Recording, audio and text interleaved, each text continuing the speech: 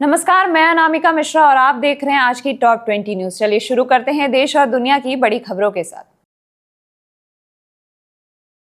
America के राष्ट्रपति Donald Trump ने विदेशों से आने वाली जेनरिक मेडिसिन पर 200% तक टैरिफ लगाने की योजना का ऐलान किया। अगर ये फैसला लागू होता है तो भारत की दवा कंपनियों पर इसका असर पड़ सकता है, क्योंकि भारत अमेरिका को बड़ी मात्रा में जेनरिक दवाएं भेजता है। फिलहाल ये प्रस्ताव है, लेकिन फार्मा इंडस्ट्री और एक्सपोर्ट सेक्टर इस पर करीब से नजर बनाए हुए। मिडिल ईस्ट में तनाव के बीच रेड सी में सुरक्षा को लेकर चिंता बढ़ गई है। हुती विद्रोहियों की धमकियों के बाद चीन और भारत की ओर से जा रहे कुछ सऊदी ऑयल टैंकर्स ने अपना रास्ता बदल दिया। इससे ग्लोबल शिपिंग और ऑयल सप्लाई को लेकर चिंता बढ़ गई। अगर हालात लंबे समय तक ऐसे ही रहे तो इसका असर क्रूड ऑयल की कीमतों और आगे चलकर पेट्रोल डीजल पर भी पड़ सकता है।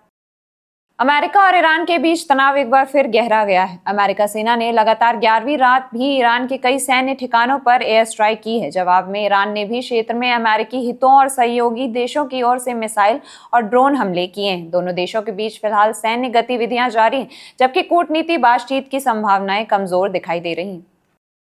दुनिया के सबसे अहम oil route strait of Hormuz को लेकर चिंता लगातार बनी हुई है। इस रास्ते से दुनिया के बड़े हिस्से में कच्चे तेल की सप्लाई होती। बढ़ते तनाव के कारण कई शिपिंग कंपनीज सतर्क हो गई हैं और ऑयल मार्केट में भी हलचल देखने को मिल रही है। अगर हालात लंबे समय तक ऐसे ही रहे तो इसका असर क्रूड ऑयल, पेट्रोल, डीजल और ग्लोबल इकोनॉमी पर पड़ सकता है।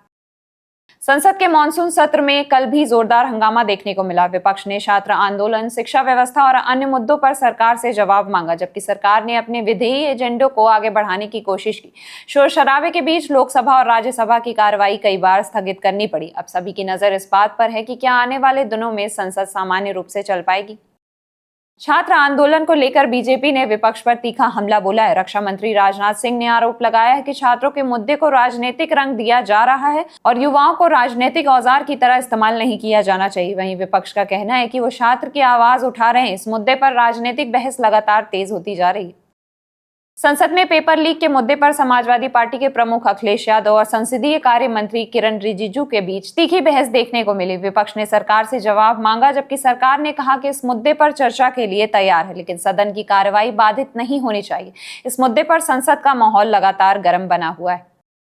छात्र आंदोलन और पीएम आवास मार्च को लेकर अब आम आदमी पार्टी ने भी कांग्रेस और बीजेपी दोनों पर निशाना साधा है। पार्टी का कहना है कि दोनों दल असली मुद्दों से ध्यान भटका रहे हैं। इसके बाद राजनीतिक बहस और भी तेज हो गई, क्योंकि अब इस विवाद में तीसरा बड़ा राजनीतिक दल भी खुलकर सामने आ गया है। प्रधानमंत्री आवास की ओर मार्च के दौरान राहुल गांधी और प्रियंका गांधी को दिल्ली पुलिस ने कुछ समय के लिए हिरासत में लिया था। कांग्रेस ने इसे लोकतांत्रिक अधिकारों का मुद्दा बताया, जबकि सरकार और पुलिस का कहना है कि सुरक्षा व्यवस्था बनाए रखना बहुत जरूरी था। इस घटना के बाद संसद से लेकर सोशल मीडिया तक बहस तेज हो गई। अमेरिका और ईरान के बीच लगातार बढ़ते तनाव का असर अब वैश्विक ऑयल मार्केट पर भी दिखने लगा है। रेड सी और स्ट्रेट ऑफ हॉर्मुज से जुड़े शिपिंग रूट्स पर सतर्कता बढ़ा दी गई है। एक्सपर्ट्स का मानना है कि अगर हालात नहीं सुधरे तो आने वाले दिनों में क्रूड ऑयल महंगा हो सकता है, जिसका असर भारत में पेट्रोल, डीजल की कीमतों पर भी पड़ सकता है। आईएमएफ ने कहा कि भारत की अर्थव्यवस्था मजबूत बनी हुई है, लेकिन मिडिल ईस्ट में तनाव और क्रूड ऑयल की बढ़ती कीमतें आने वाले समय में चुनौती बन सकती हैं। विशेषज्ञों का मानना है कि अगर तेल महंगा होता है तो महंगाई और ट्रांसपोर्ट कॉस्ट पर भी असर पड़ सकता है। फिलहाल भारत की ग्रोथ स्टोरी मजबूत मानी जा रही है, लेकिन वैश्विक हालात पर लगातार नजर बनी है। आज आईटी सेक्टर की बड़ी कंपनी इन्फोसिस चर्चा में। कंपनी के तिमाही नतीजों के पहले निवेशकों में एक्साइटमेंट बनी हुई है। शेयर में हल्की कमजोरी देखने को मिली, लेकिन मार्केट एक्सपर्ट्स का मानना है कि आने वाले रिजल्ट्स पूरे आईटी सेक्टर की दिशा तय कर सकते हैं। आज शेयर बाजार में निवेशकों का मूड काफी कमजोर रहा। सेंसेक्स करीब 715 अंक टूटकर 76,755 पर बंद हुआ, जबकि निफ्टी 24,000 के नीचे 23,996 पर आ गया। मार्केट पर यूएस ईरान तनाव, क्रूड ऑयल की बढ़ती कीमतें और डोनाल्ड ट्रंप के नए टैरिफ प्लान का असर देखने को मिला।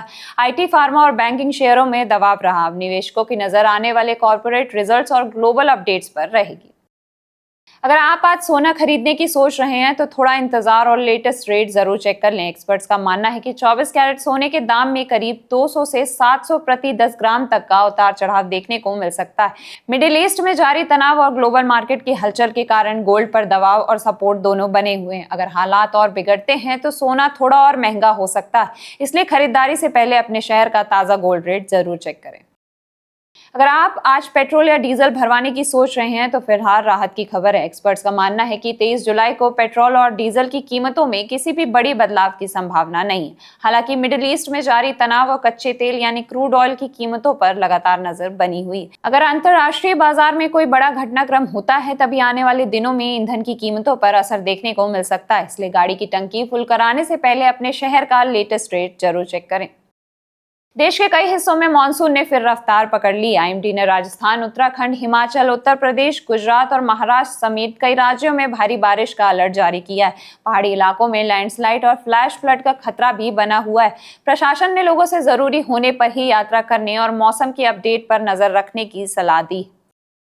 क्रिकेट फैंस का इंतजार अब खत्म होने वाला है। भारत और जिम्बाब्वे के बीच टी20 सीरीज का पहला मुकाबला आज शुरू होने वाला है। मेजबान टीम ने भी अपनी स्क्वाड में कुछ नए खिलाड़ियों को मौका दिया है, जिससे मुकाबला और दिलचस्प होने की उम्मीद है। भारतीय फैंस की नजर अब इस बात पर है कि टीम इंडिया सीरीज की शुरुआत जीत के साथ करती है या नहीं। कॉमनवेल्थ गेम्स 2026 से पहले भारतीय खिलाड़ियों की तैयारियां तेज हो गई हैं। इस बार साफ और निष्पक्ष खेल सुनिश्चित करने के लिए खिलाड़ियों के डबल डोप टेस्ट कराए जा रहे हैं। स्पोर्ट्स अथॉरिटीज का कहना है कि भारत बिना किसी विवाद के शानदार प्रदर्शन करना चाहता है। खिलाड़ियों में भी मेडल जीतने का उत्साह साफ दिखाई दे रहा है।